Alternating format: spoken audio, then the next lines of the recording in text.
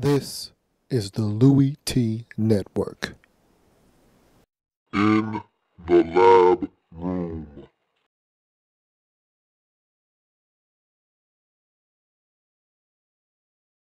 Welcome, you are in the lab room. I'm your host, Lou. Thank you for joining me.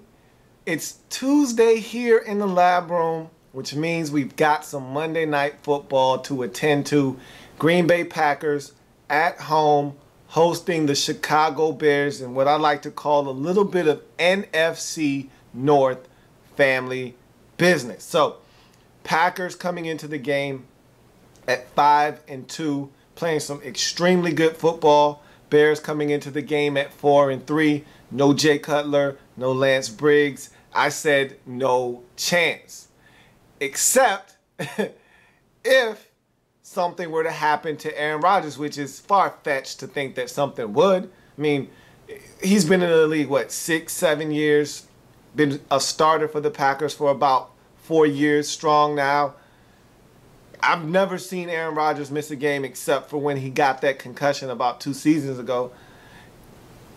Aaron Rodgers doesn't miss games. So why would you think anything would happen to Aaron Rodgers, and why would you think the Chicago Bears, with Josh McCown at quarterback, would have a chance to go into Lambeau and beat a red-hot Green Bay Packers football team? Even though the Packers are decimated by injuries, Aaron Rodgers is able to keep this team afloat. And with Eddie Lacy and this run game emerging, no way Chicago goes into Lambeau and beats this Green Bay Packers team and gets back into this divisional race. Because I felt like Packers win this game, go to 6-2, drop the Bears to 4-4. You still don't know if Jay Cutler will be back for that big tilt against the 5-3 Detroit Lions at home in Week 10.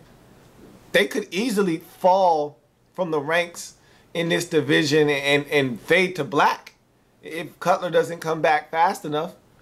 This could be a really huge stretch of football for this Chicago Bears football team. So you look at the game, you look at the stage, and you say, okay, this is going to be a tough win for the Bears here in Lambeau. The game starts, the Packers march right down the field. It looks eerily similar to what the Packers were able to do last week against Minnesota, move the football right down the field. And third down happens. Aaron Rodgers rolls out of the pocket, tries to buy some time. Shea McClellan gets him from behind, drops him down right on his shoulder. And it looked like a harmless tackle. It looked like something that happens all the time in the National Football League, except Aaron Rodgers rolls over and starts grabbing at the collarbone. And you're like, and the cameraman doesn't even really focus in on Aaron Rodgers. But you see him roll over as they put a pan shot on the receiver that he tried to throw the football to, and you hear Mike Tirico say, hey, Aaron Rodgers is still down. And I had already noticed that in the background as they started to pan away from him, that he didn't get up on the play. And so I'm like, hey, what's going on with Aaron Rodgers? And they showed the shot again, and I said, wow, that looks like that could be some Tony Romo type of stuff. Now remember, when Tony Romo got dumped on his collarbone, it was straight shoulder. It was straight on his collarbone. There was no bracing the fall, no bracing the impact. It was directly on it. Michael Boley grabbed him and dumped him right on his collarbone, and there was no ifs, ands, or buts about it. But this one, you felt like maybe it wasn't as serious. Maybe it's a bruised shoulder or something. He'll go back, have some x-rays, come back. Everything will be fine, and he'll be able to come back and play in this game. If not in this game, maybe next game. I kept waiting for him to come out of the locker room. I kept waiting for him to come back into the game. And then when they finally told us late in the second quarter he's not coming back, I said, wow, Cynical Wallace. That's your best shot of winning this game. And for a while there, I thought maybe, just maybe, this Packers defense could do enough. They're so decimated on that side of the football. I mean, no Nick Perry, no Clay Matthews. I mean, no Brad Jones. I mean, this linebacking corps has been decimated by injury. And I said, there's no way that this Packers defense, as constructed, is going to be able to stop this Bears offense if Josh McCown continues to play at the level he's playing at. And I'll get to him in a second. But offensively, I said, man, maybe they can babysit Seneca Wallace. And you hate to even have to use that term when you're talking about an experienced veteran backup, but Seneca Wallace was struggling in this game. And what they were doing early on was everything was three-step drop, quick, get the football out of your hands.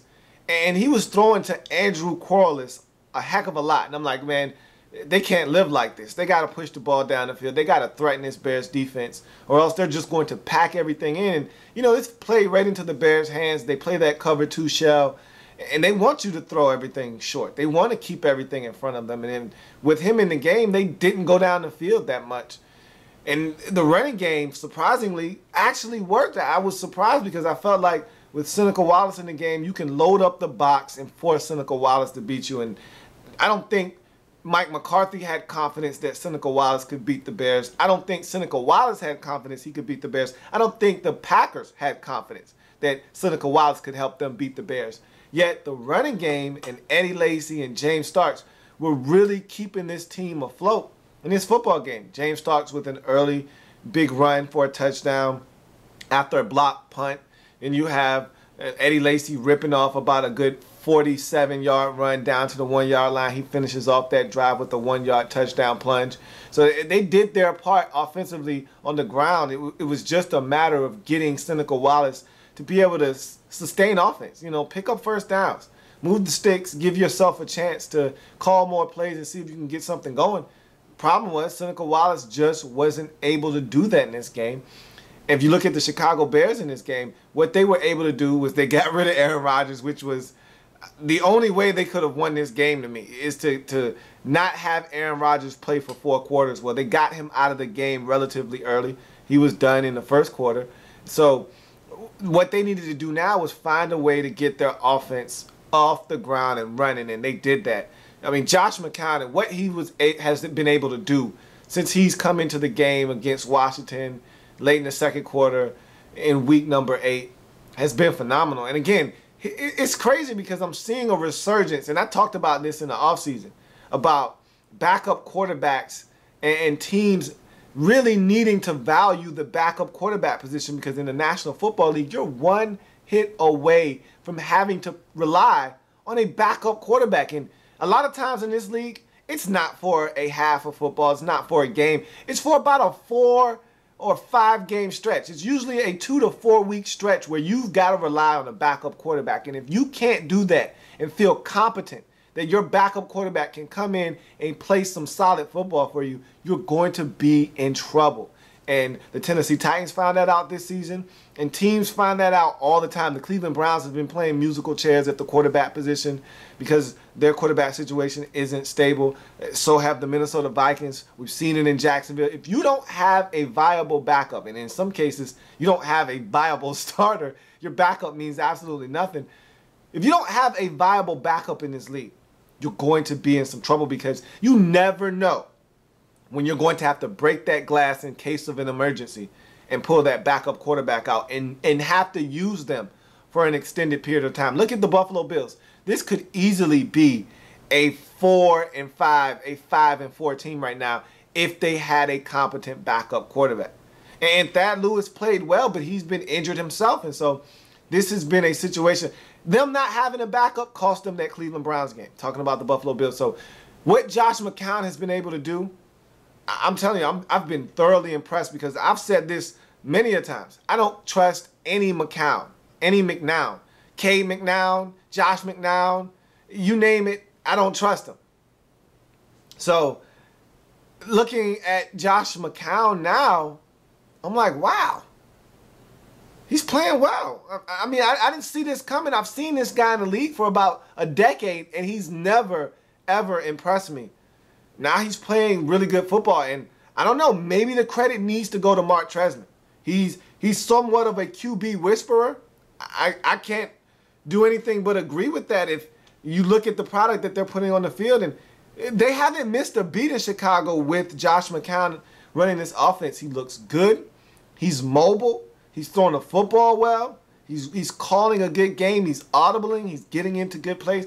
I've been thoroughly impressed with him and Kellen Clemens in St. Louis. I honestly didn't expect Kellen Clemens to come in and play as well as he's played. Now, it hasn't resulted in any wins for the Rams, but he's played well, and so has Josh McCown. And a buddy of mine put it really well. He said, Josh McCown has come in and played 6 competent quarters of football for the Chicago Bears. I couldn't have said it any better myself. And what he did in this game was he did more than manage the game. He made plays in this game. That throw late in the first quarter to Brandon Marshall under duress, didn't have an opportunity to step up in the pocket, throws a rifle shot to Brandon Marshall on the back shoulder in the end zone. You can't throw that football any better. And he didn't have any space. The pocket had fully collapsed on him. He couldn't step up. And he throws a beautiful football. I mean, Tom Brady, Drew Brees, Aaron Rodgers himself couldn't have done it any better. I tell you what, man, this guy was ultra impressive in this game. And they were gushing about him all telecast long, and rightfully so. He's playing extremely good football. They don't have to rush Jay Cutler back. I think Jay Cutler wants to rush back because he's playing so well. And he's not going to take your spot, Jay. But again, he's making people forget that Jay Cutler is injured in Chicago because he's playing so well. And he got it done. Alshon Jeffrey had a strong game. Martellus Bennett had a strong game. Brandon Marshall over 100 yards in his game. Alshon Jeffrey with a touchdown grab. So did Brandon Marshall. And Matt Forte had a strong game as well. And so everybody did their job. Everybody complimented one another. And the Bears went into Green Bay and got it done 27-20. And it was a very impressive win for the Chicago Bears. All circumstances aside, look, Bears are just as banged up as the Packers are. And so no excuses here. The only thing I can say in the Green Bay Packers defense is that the Bears already knew the injuries that they had coming into the game, and they had already had time to adjust to the injuries that they had going into the game. Whereas this injury to Aaron Rodgers was just sprung on the Packers mid-game. They didn't have a chance to put in a game plan that would help circumvent that injury and help them really make the offense go with Seneca Wallace at the helm. And so they were put in a bind because you can lose a guy like James Jones, which he played in this game. You can lose a guy like Randall Cobb. You can lose Clay Matthews. You can lose, Nick Perry. You can lose all those guys if you like. You can't lose Aaron Rodgers if you're the Green Bay Packers. I mean, I think Ray Lewis said it best on the Monday night telecast, and he basically said, Peyton Manning, Drew Brees, Tom Brady, Aaron Rodgers, those 4 quarterbacks, you can't lose those guys if you're those teams. You lose those guys if you're one of those teams, and you're done. Everybody else in the league, put a backup in, see what you can accomplish. You might be able to, tread over water until that quarterback comes back that's your starter. But for those 4 teams, you lose your quarterback, you are finished. And so for the Packers, they got to hope that Aaron Rodgers isn't out for 6 weeks. Hope he isn't out for 4 weeks.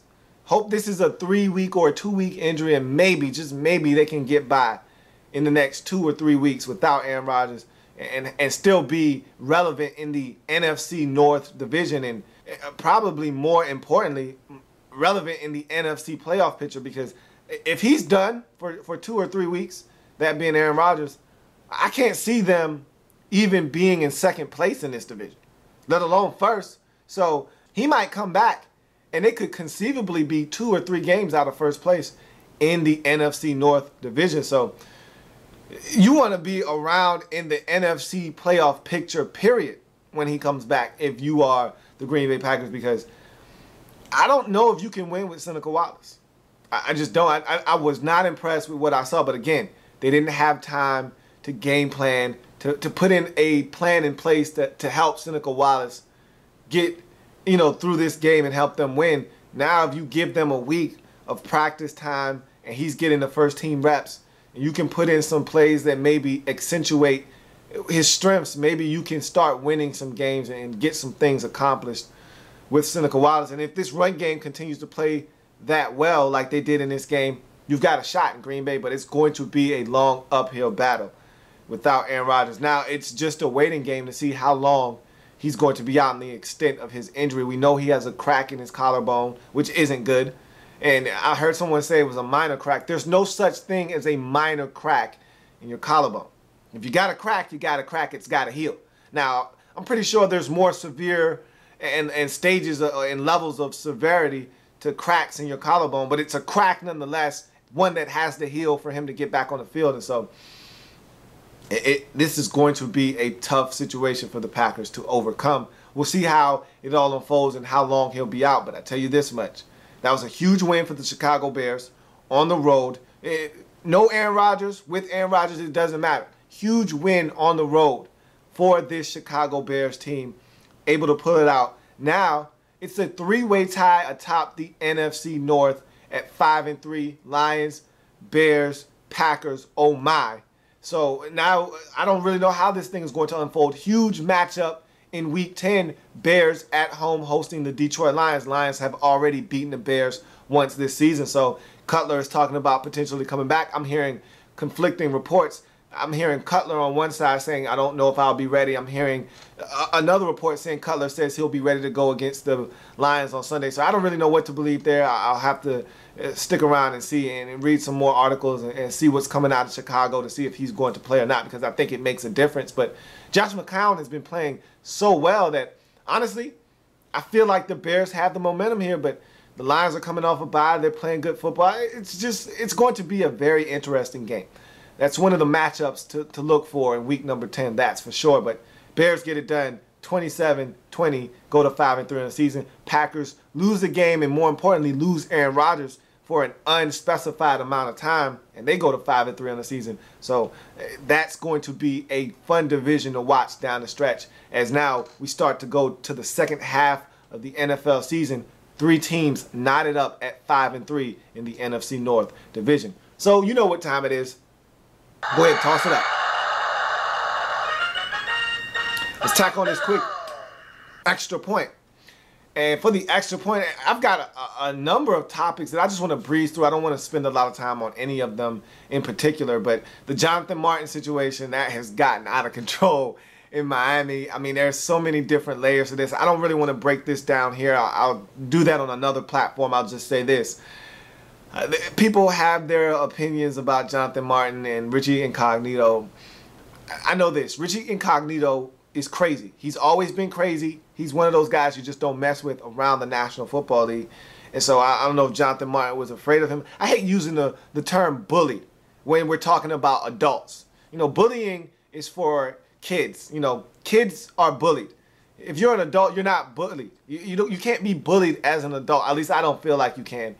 And maybe you can. I feel like there's certain instances. Maybe if you're in the Navy or something, or you're in the military and you've got a bunch of your constituents, you know, really verbally and physically abusing you in a setting where you really can't defend yourself, and there's multiple people, you know, ganging up on you, maybe you're being bullied. Maybe that's where you can get away with using that term as an adult. But if this is a one-on-one thing and you're a grown man, which Jonathan Martin is, I can't bring myself to use the term bullying. It's tough for me, but I'll explain myself. I'll explain the situation from my lens on another program. So if you want my opinion on that, I'll break that down on another format. But that's a situation that's taken on a life of its own. You have the Aaron Rodgers injury. I just talked about that. That's a huge situation and story in Green Bay. We'll definitely have to follow that one closely, as we don't know how long he'll be out, but the Packers definitely need to know, because they've got to figure out how they're going to stay above water in that division that is extremely competitive this year, with the Lions playing good football and now the Bears back on the scene as well. So you want to see what's going to happen with Aaron Rodgers in that situation. And then you got Aldon Smith. He's been, I don't want to say reinstated because he wasn't suspended, but he's been activated on the roster for the 49ers. So is Michael Crabtree now. He's been not activated, but he's practicing for the first time. And so 49ers starting to get healthy. They've got a huge matchup in week number 10 against the Carolina Panthers. The all of a sudden red hot winners of 4 straight Carolina Panthers. That's going to be a huge matchup. 2 scrambling QBs. Can't wait to watch that one unfold. So there's a lot of different things going around in the National Football League right now. This was a really good week of football. A lot of things happened.